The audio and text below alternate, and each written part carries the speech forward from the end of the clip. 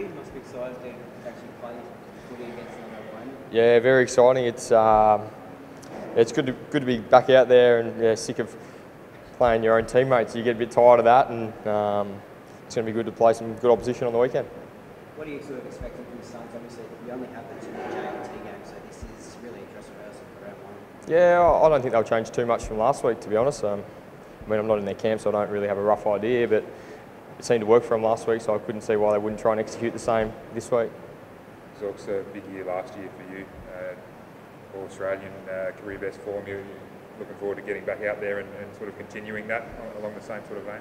Yeah, just improvement is probably all I can try and do every week, and I think that's what I focus on in the pre-season, is constantly trying to develop my game and keep getting better. And because if you don't do that, the game just goes past you, unfortunately. So I've worked on a few other areas that I certainly needed development on, and hopefully I can just add that to my game and build into it throughout the year. So you think you can go one better, do you reckon, because that was a pretty outstanding year from you? Well, I hope so, yeah, or consistently stay at that level. I think being elder and a leader of the team, it's important that we bring consistency every week, and that's what I'll certainly be trying to do. As well as helping develop the younger kids along the way, which I think this off-season we've done really well, and hopefully a few of them I think you'll see in the coming games that they've certainly come on from last year. How have you seen the growth of that young midfield group, and I suppose a bloke like Cam Rayner who's joined in? Yeah, well, obviously we lost a fair bit with Tom Rockcliffe obviously departing the club, but it gives another more opportunity for Reece Matheson, Jared Berry, Hugh McGluggage, who have had really fantastic pre-seasons, and they've come on leaps and bounds from last year, and you can feel a real confidence in their game, which is great for an older player seeing that. Develops really strong trust and confidence in what they're able to do out on the ground. So add into that mix, Cam Rayner, who's come in and constantly wanted to improve and put his hand up and tried his absolute guts out since he's been at the club, which is, for a #1 draft pick, it's easy just to sit back and expect it just to happen, but a credit to Cam, he's been able to just constantly improve, and expecting a big year out of him. Yeah, do you like the look of him, and do you think he can make a big contribution early? Yeah, I think he can, yeah. He's got the right frame. As I said, his work ethic is just top-notch, which is really encouraging for such a young player. So without putting too much pressure on, you never want to, because it's such a high level that you actually have to get to. But hopefully he can play a consistent role for us this year. It's not just the younger players though that seem to have more confidence. I mean, more experience. The whole club as a whole is sort of up and about this year compared to previous years. Yeah, certainly. And I think having a year under Faith now, and obviously David Noble being the GM, it's brought that real strong stability at the club, and I think players have really thrived off that, the consistent messaging the whole way throughout last year and through this pre-season as well. So I think everyone just feels really comfortable, and there's a really strong want to improve every week, which is a great sign heading forward. What has Hodgie added to the joint? Age. His leadership, not only on the field with the back six, but what he's been able to do off field, and he's slotted into our culture that we've created strongly over the last 12 months, and added a few things, and there's really no surprise as to why Hawthorn was so successful with just the standards that he brings through a club. And I think everyone's been able to, whether it's pick up something with leadership or pick up something on the cultural side, has been able to add to their game, which has just been so beneficial. And how's that actually happened? I mean, does you just see him at training, or is actually sat down with the leadership group outside or away from the Gabba as well to have private chats or whatever? Yeah, he does, and he's a mentor to us as a leadership group.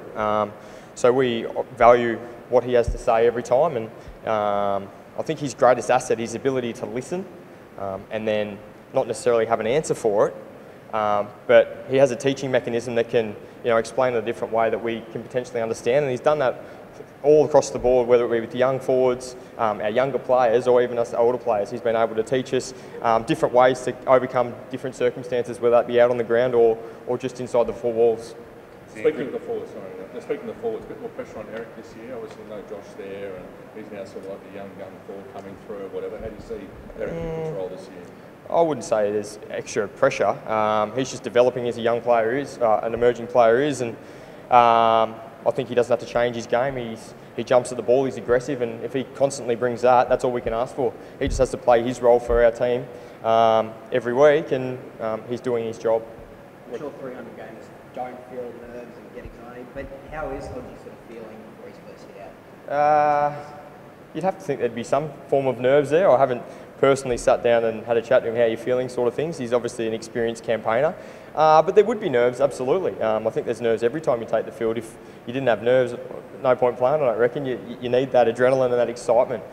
So it might take him, about 3 minutes to get into the game, but that's about it. He'll be ready to go, and he's an experienced campaigner. He's done it all before, and he'll fit in nicely. Playing changing teams is now a dime a dozen, it happens all the time, but for someone who is so linked to one football club, do you still sometimes look up and go, wait, that's Luke Hodge and he's wearing a Brisbane Lions jumper? What's going on here? Yeah, not really. No, I personally just see him as another player, to be honest.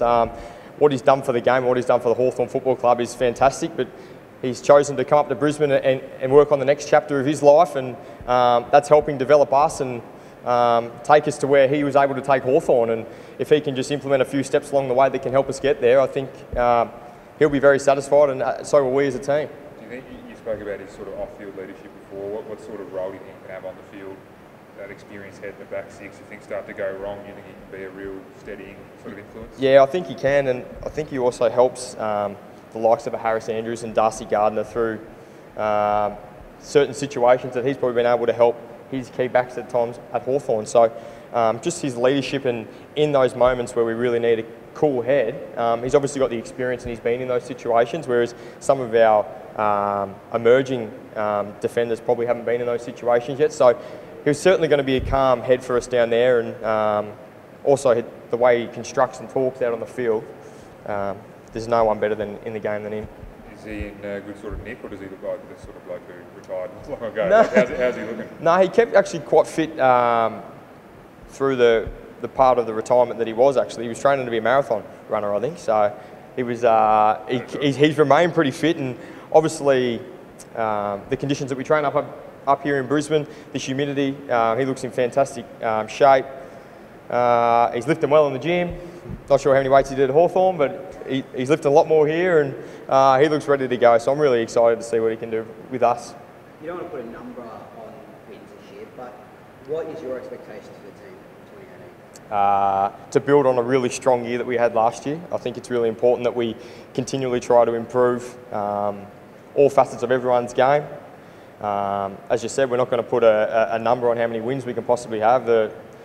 The ceiling is off at the moment. We just want to play consistently good football. We want to come in every week, try and improve, whether it's in the gym, on the training track, and then try and implement it on a game day. So we won't put a ceiling on it at the moment, and I don't think we will either. Do you still have that momentum from that second? Do you feel the momentum from the second part of last season? Yeah, I do. I thought that did wonders for us the last 9 games of the year. Unfortunately, we didn't finish great in that last game against North Melbourne, but I think that kind of just showed us how much harder we do have to work, and how much more improvement we actually do have as a side. So I think it was, you never want to lose, but I think that clicked everyone back into gear, and I think everyone rocked up the pre-season in fantastic shape, and hopefully we can build on what we did last year.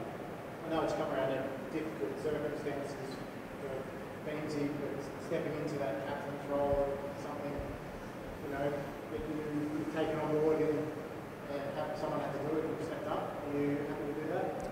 Yeah, absolutely unfortunate circumstances.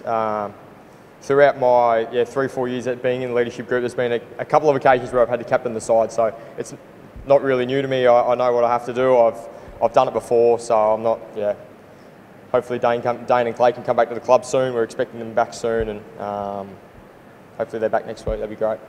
On a personal note, for you, Dayne, captaining the side on the Gold Coast, your hometown? Yep, I will be. Yeah, exciting. Yeah, that's probably one place I haven't been fortunate enough to captain the side. So to do it at a ground that I played a lot of junior football at, wasn't my home ground, but I certainly played a lot of times at Southport Sharks. Really looking forward to it.